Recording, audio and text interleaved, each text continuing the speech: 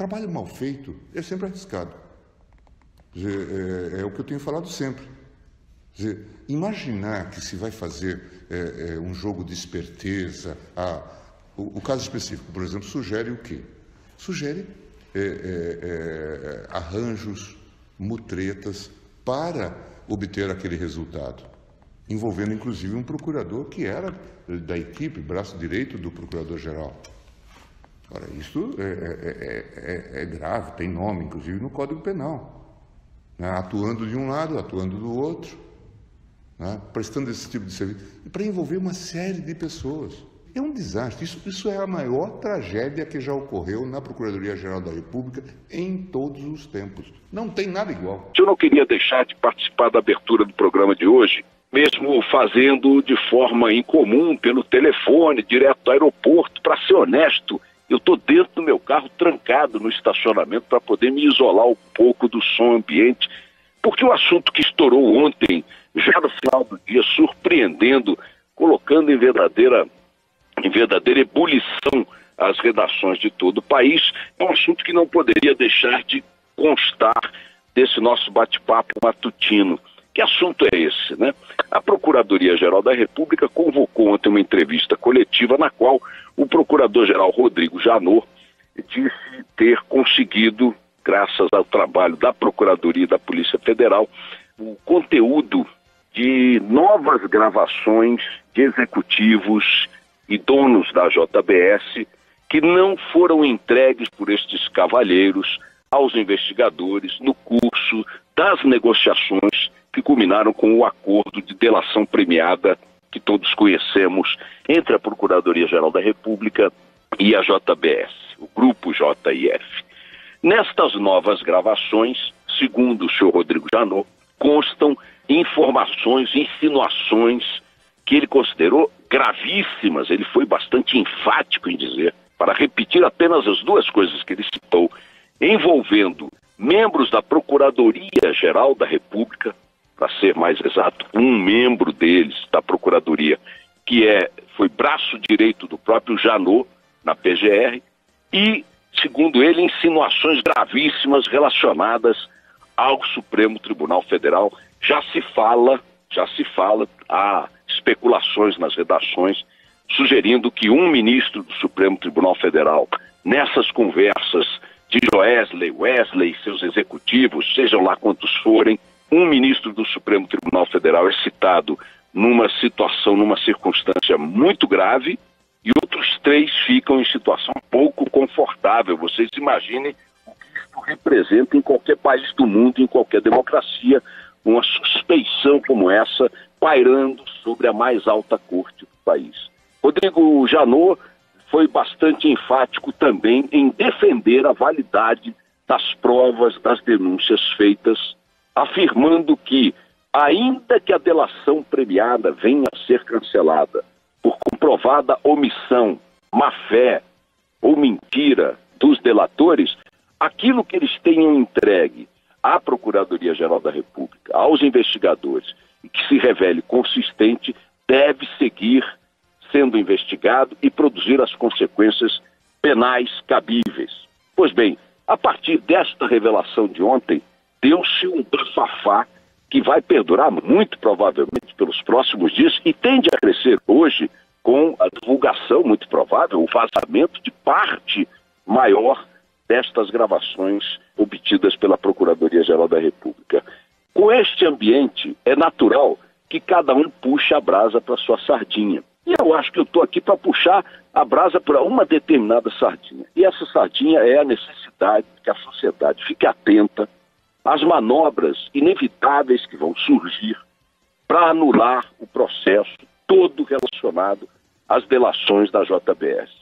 Assim como aconteceu em outras operações relevantes, Castelo de Areia, Satyagraha, as grandes bancas de advogados, suas grandes alianças nos tribunais, a histórica impunidade do andar de cima, dos bons colarinhos, sempre foi uma presente no Brasil, sempre foi uma constante. Os nossos tribunais têm uma histórica simpatia por determinado tipo de...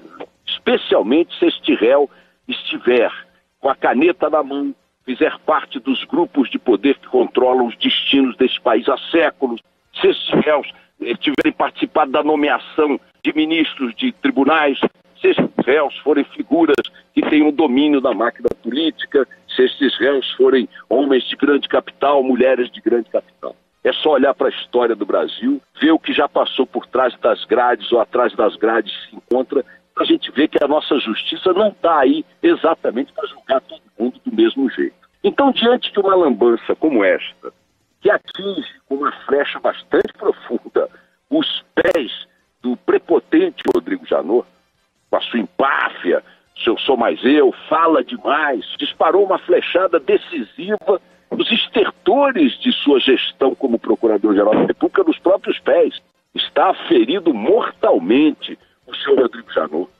Então, enquanto o conteúdo dessas novas gravações vem produzindo escândalo, aumentando o escândalo, é natural que todas as forças envolvidas ou atingidas pelas delações se movimentem no sentido que melhor lhes convém.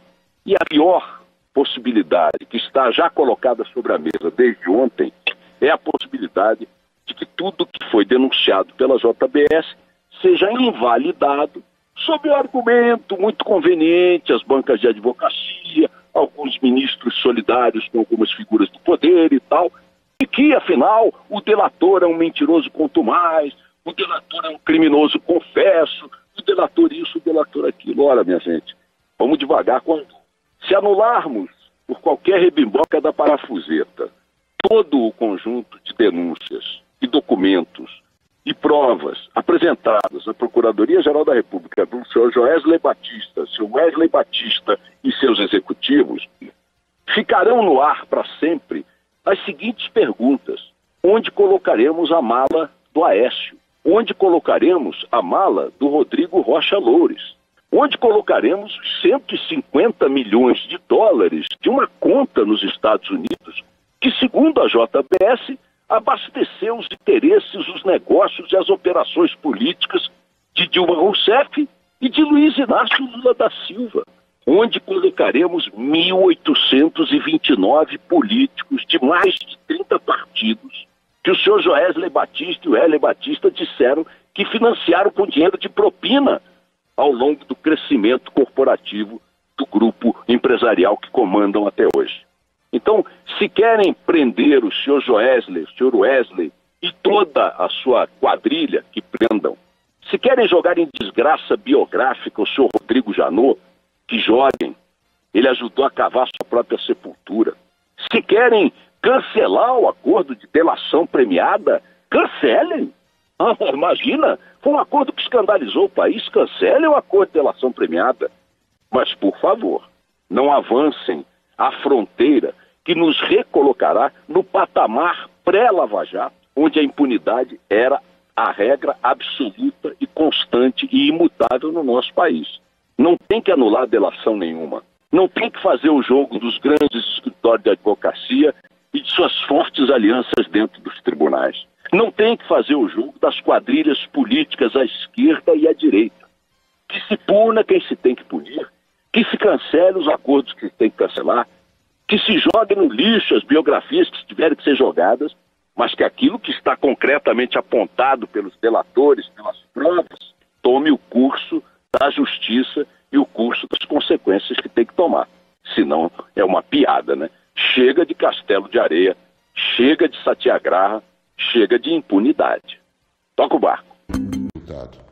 Envolvendo inclusive um procurador que era da equipe, braço direito do Procurador-Geral. Ora, isso é grave, tem nome, inclusive, no Código Penal. Né? Atuando de um lado, atuando do outro, né? Prestando esse tipo de serviço. E para envolver uma série de pessoas.